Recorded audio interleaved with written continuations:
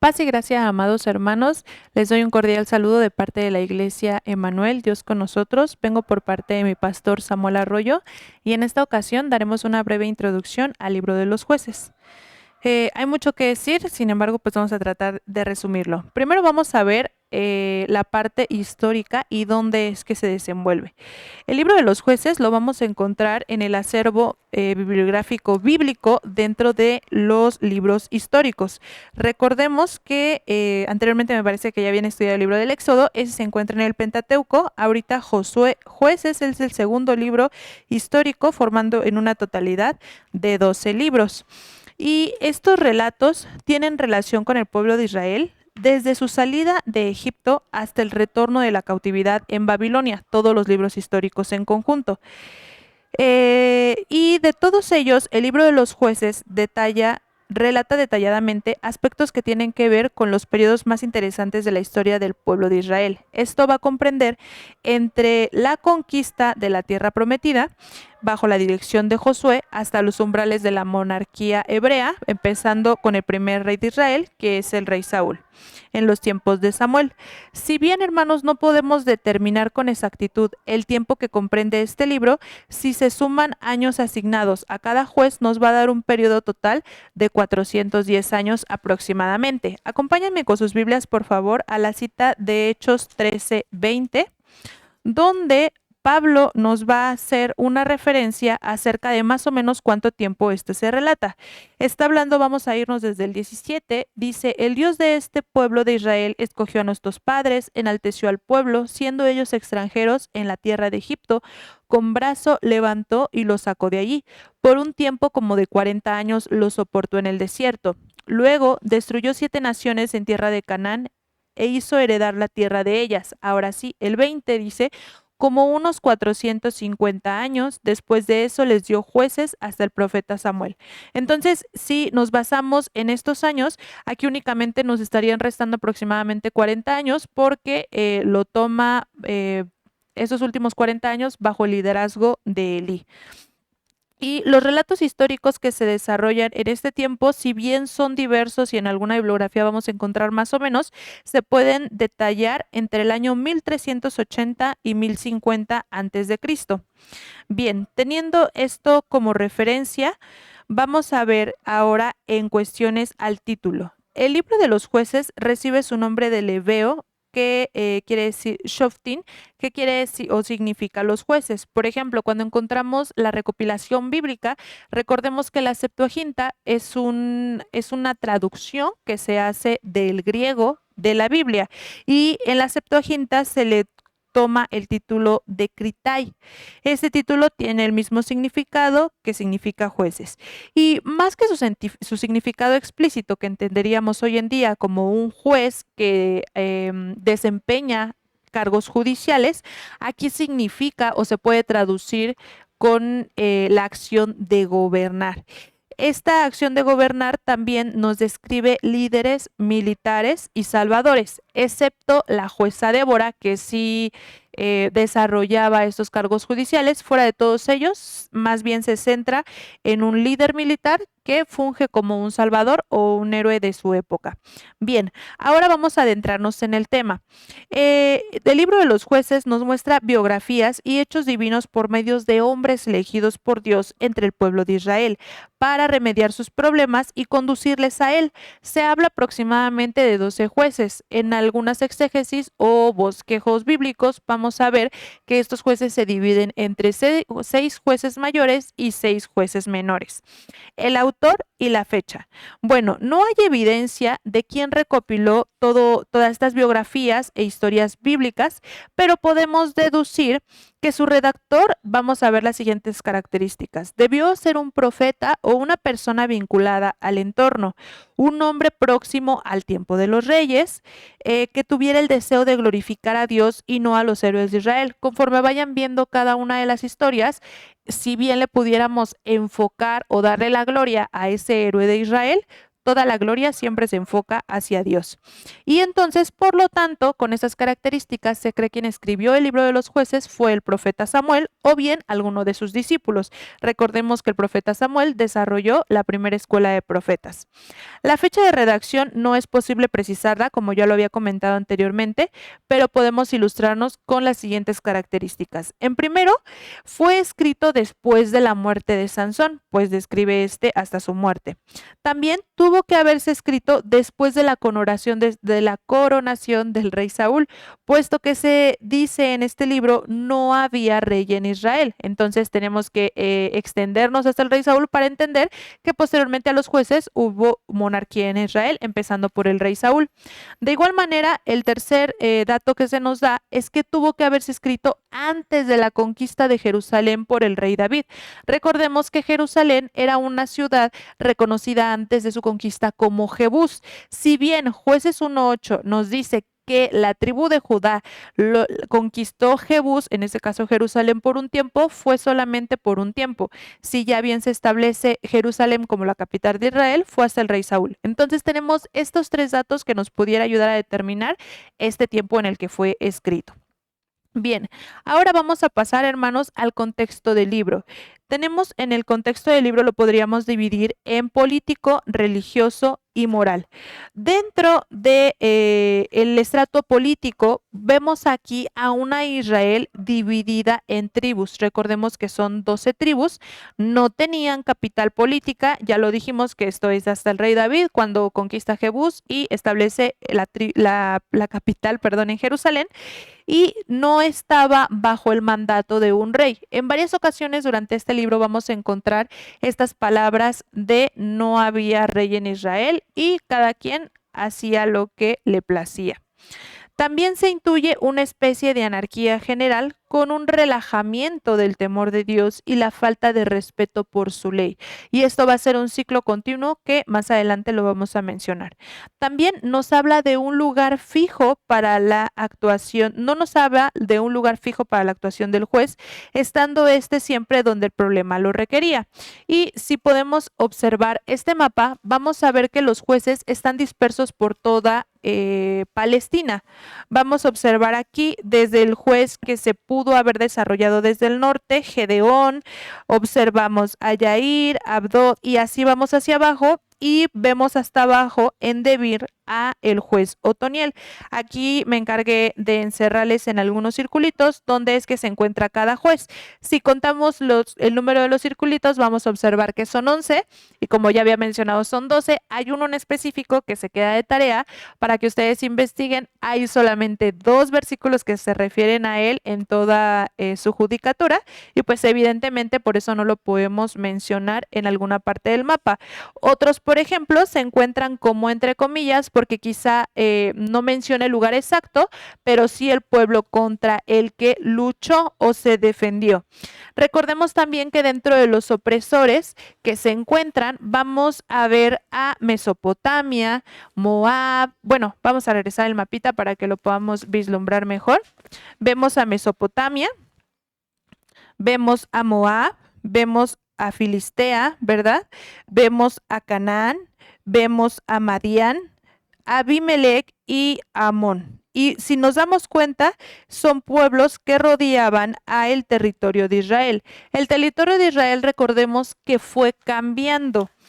En este tiempo que se delimitaba con las 12 tribus. Después, cuando encontramos al rey Saúl, recordemos que este reinado es un poco limitado. Después, con el rey David se va agrandando la conquista de la tierra de Palestina y cuando vemos el mayor auge que tuvo Israel fue en el reinado del rey Salomón. Sin embargo, ahora si comparamos un mapa con antes y después, seguimos viendo ahora un poco más la tierra reducida de cuando estuvo el rey Salomón.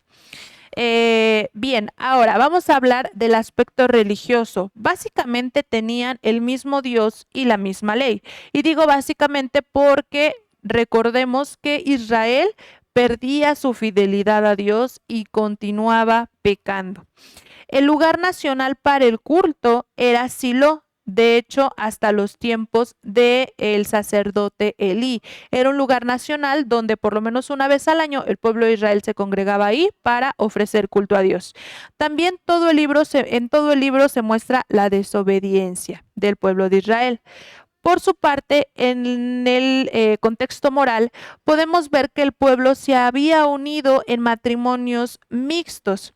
Y esto de matrimonios mixtos quiere decir que se casaban con mujeres de otra nacionalidad. Es más, todos los estudios bíblicos juntan el libro de Jueces con el libro de Ruth. Y si nosotros vemos el libro de Ruth, recordemos que Ruth se había casado con un hombre judío, siendo ella moabita. Y bueno, ya sabemos la historia, que sigue a su suegra y se queda en la tierra hebrea, ¿verdad? Y de ahí pues viene toda la genealogía de Jesús. Entonces, uno de los problemas morales principalmente era porque al casarse con una persona que no era parte del pueblo judío, adoptaban ciertas tradiciones y cultos a otros dioses. Entonces, esto era un choque moral importante para ellos. También tal práctica trajo serios problemas y graves fracasos al pueblo de Israel. Por eso también la Biblia nos dice, no te unas a yugo desigual. También podemos ver la degradación moral que llegó a extremos tan graves como aquella que originó una guerra civil entre las tribus de Israel. Recordemos que las tribus de Israel contendieron contra la tribu de Benjamín como consecuencia del abuso y muerte de la concubina de Levita. Y bueno, este también es uno de los pasajes más duros de toda la palabra de Dios y podemos ver cómo alguien conociendo a Dios pudo cometer tal atrocidad. Pero bueno, eso pasa cuando cualquier persona nos alejamos de Dios. En resumen, hermanos, podemos observar un modelo cíclico en todo el libro de los Jueces y es el siguiente.